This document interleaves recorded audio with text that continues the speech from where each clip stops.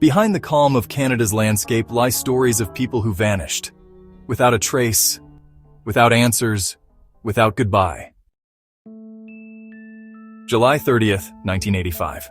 The sun rose over Toronto, casting golden light on the city's sprawling suburbs. In Etobicoke, a district of high-rise apartments and quiet streets, 8-year-old Nicole Louise Morin was starting her day, unaware that it would be her last seen by anyone. Nicole was a bright, energetic child, her brown hair often pulled back in a ponytail, her smile infectious. She lived with her mother, Jeanette, in a penthouse apartment at 627 The West Mall, a towering 20-story building bustling with families and children. That morning, Nicole finished her breakfast, cereal and toast, while chatting with her mom about her plans. She was excited to swim with her friend in the building's pool. She put on her favorite turquoise bathing suit, slipped a white t-shirt and denim shorts over it, and grabbed her beach towel and pink flip-flops. At 11 a.m., Nicole told her mom she was heading downstairs to meet her friend. Jeanette watched her daughter walk out the door, never imagining it would be the last time she'd see her.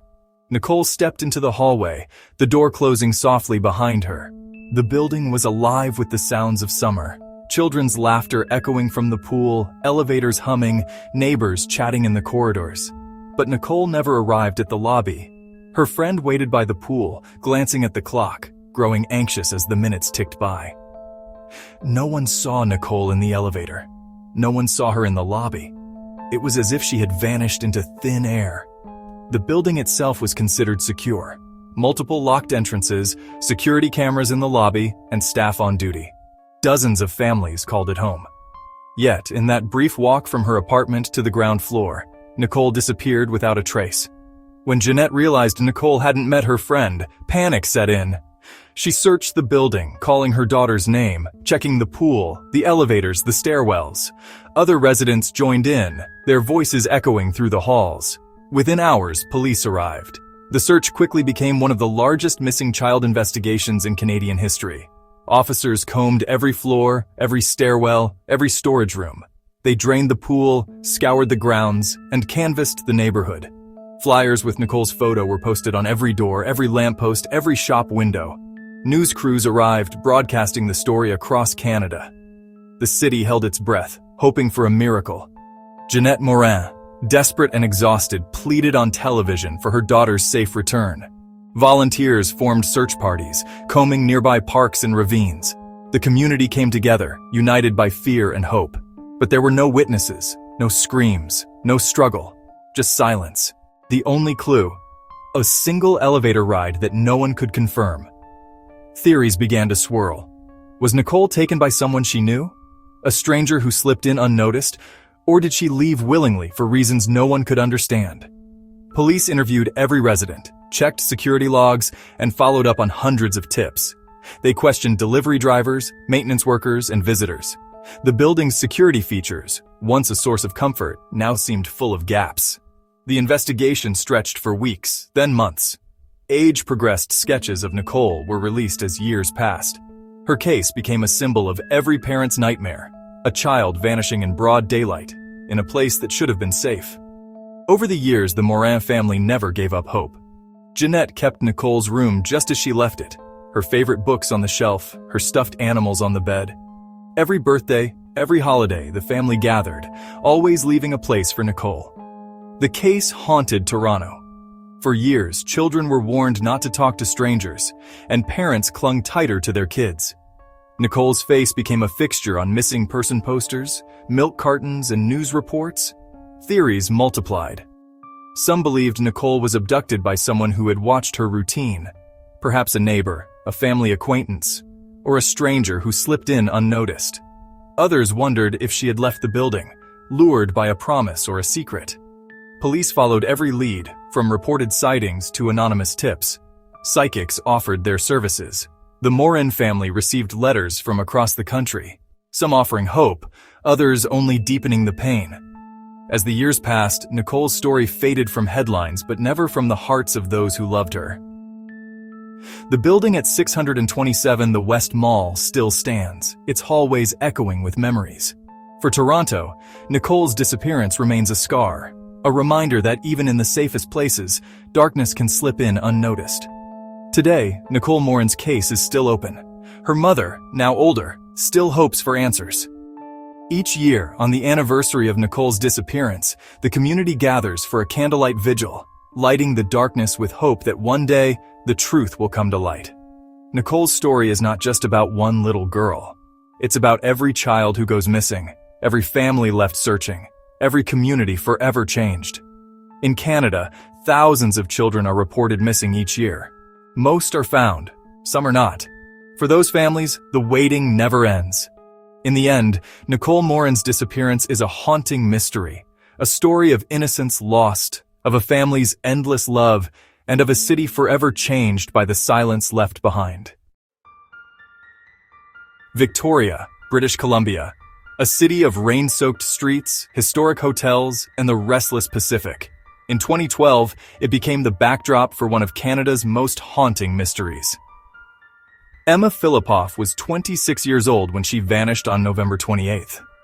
She was a poet, a photographer, a lover of nature, gentle, creative, and deeply sensitive. Friends described her as ethereal, almost otherworldly, with a smile that could light up a room, but a sadness that sometimes lingered in her eyes. Emma grew up in Ontario, close to her mother Shelley. Their bond was strong, but Emma's spirit was restless. She longed for adventure, for meaning, for a place to belong. In 2011, she moved to Victoria, drawn by the ocean and the city's creative energy. She found work in cafes, spent hours writing poetry by the water, and wandered the city's parks and gardens. But beneath the surface, Emma struggled. She battled anxiety, depression, and periods of paranoia. She often felt watched, unsafe, and overwhelmed by the world around her. By late 2012, Emma was living at a women's shelter despite having family support and money in the bank. She told staff she felt safer there, but her behavior grew increasingly erratic. She would come and go at odd hours, sometimes barefoot, sometimes carrying all her belongings in bags. Staff at the shelter grew concerned. Emma spoke of people following her, of needing to hide. She would sometimes sit in the common room, staring out the window for hours, lost in thought or fear. In the weeks before she disappeared, Emma called her mother in Ontario multiple times a day. Sometimes she was calm, other times she was crying, convinced someone was after her. Shelley begged her to come home, but Emma hesitated, torn between fear and hope, independence and longing for safety. On November 28th, Emma's mother booked a flight to Victoria, determined to bring her daughter home. But as Shelley packed her bags, Emma's world was unraveling. That evening, Emma was seen barefoot outside the Empress Hotel, one of Victoria's grandest landmarks. She was pacing, talking to herself, visibly distressed. A concerned passerby called police, who arrived and spoke with her for nearly an hour. Officers found no grounds to detain her. Emma insisted she was fine, though her eyes darted nervously. She was last seen walking into the darkness, alone. Hours later, her mother landed in Victoria, only to learn Emma had vanished. The next morning, Emma's car was found parked nearby. Inside were her passport, laptop, camera, clothes, and thousands of dollars in cash. It was as if she had planned to leave, but never did. Surveillance footage from a nearby store showed Emma entering and exiting multiple times, barefoot and anxious, glancing over her shoulder. She seemed lost, frightened, and unsure of where to go. In the days that followed, police launched a massive search. Officers canvassed the city, distributed missing person posters, and interviewed shelter staff, friends, and anyone who might have seen Emma. Volunteers combed parks, alleys, and the waterfront, calling her name into the fog.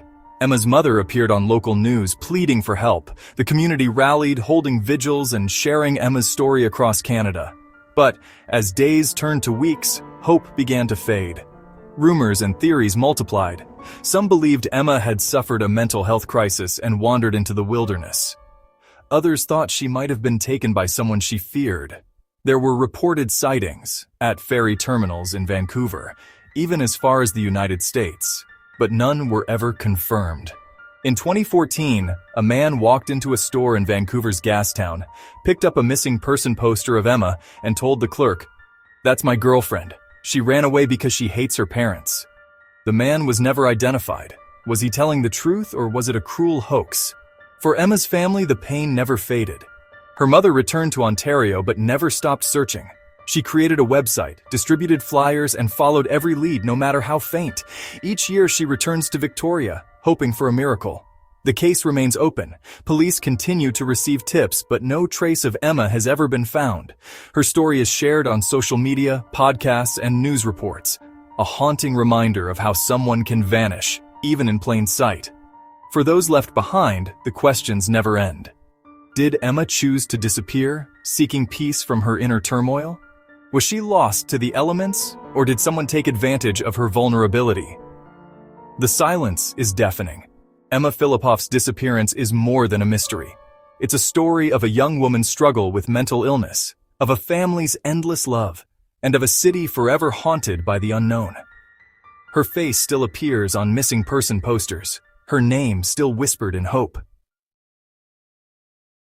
Yorkton, Saskatchewan, a small prairie town surrounded by endless fields and big skies. Here, life moves at a gentle pace. Neighbors know each other and secrets are hard to keep. But in April 2016, a mystery would shatter that sense of safety. Mekayla Bali was 16, quiet, thoughtful, and creative. She loved music, reading, and spending time with her family. Her mother, Paula, described her as gentle and kind, with a shy smile and a big heart. Mekayla was close to her younger brother and her grandmother, who lived nearby. She was a good student, but like many teens, she sometimes struggled with anxiety and self-doubt. Friends said she was loyal and caring, though she could be withdrawn. She spent hours online, chatting with friends and exploring social media, searching for connection in a digital world. On April 12, 2016, the last confirmed image of Mekayla shows her walking alone through Yorkton's quiet streets. She wore a blue jacket, jeans, and carried a distinctive purple backpack. The morning was overcast, the town just waking up. Mekayla left home without telling her family she wasn't going to school. She texted her mother saying she loved her, but gave no hint of her plans. Her family would later recall nothing seemed out of the ordinary that morning. No arguments, no signs of distress.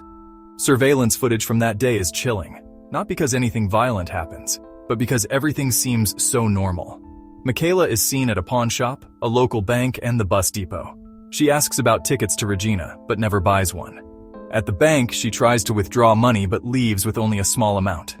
At the bus depot, she waits, glancing at the clock, checking her phone, and looking over her shoulder as if expecting someone. Witnesses later said Mekayla seemed anxious, texting frequently and making calls to numbers that have never been identified. She entered a restaurant, ordered food, and waited, possibly for someone who never arrived. After a while, she left, disappearing into the spring air. By afternoon, Mekayla's phone went silent. She was last seen walking away from the bus depot, her purple backpack slung over her shoulder. No one knows where she went next. When Mekayla didn't return home, her family grew worried. By evening, police were called. What followed was a sprawling investigation. Officers traced her digital activity, reviewed hours of surveillance, and interviewed dozens of witnesses. The RCMP searched fields, alleys, and abandoned buildings. Volunteers posted flyers, combed the town, and organized search parties. The community rallied, desperate for answers, but no trace of Mekayla was found. Despite reported sightings across Canada and even the United States, none have ever been confirmed. Her phone and social media accounts went dark immediately after her disappearance. It was as if she had vanished into thin air. Investigators believe Mekayla left willingly, but whether she was meeting someone or trying to escape something remains unclear. Some think she was lured by someone she met online. Others wonder if she was running from a threat no one else could see. Several theories have circulated: that she was trafficked, that she left to start a new life, or that she met with foul play.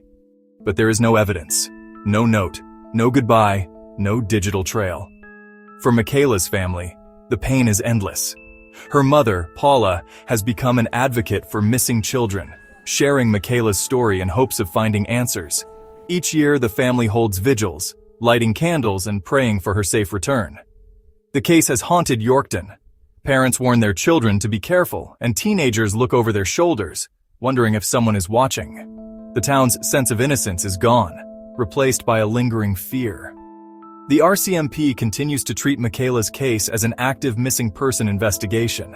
Her story is frequently shared across social media and news platforms, yet the silence grows louder with each passing year. In a quiet prairie town, a teenager walked out of view and into a mystery that still defies logic. For her family, hope remains. For the community, the question lingers. How can someone simply disappear? Nicole, Emma, Mekayla. 3 lives. 3 cold trails. In Canada's vast stillness, their names echo, but answers never do. Like, subscribe and turn on notifications for more real stories that refuse to be forgotten. And remember, sometimes the scariest thing isn't what we find, it's what we never do.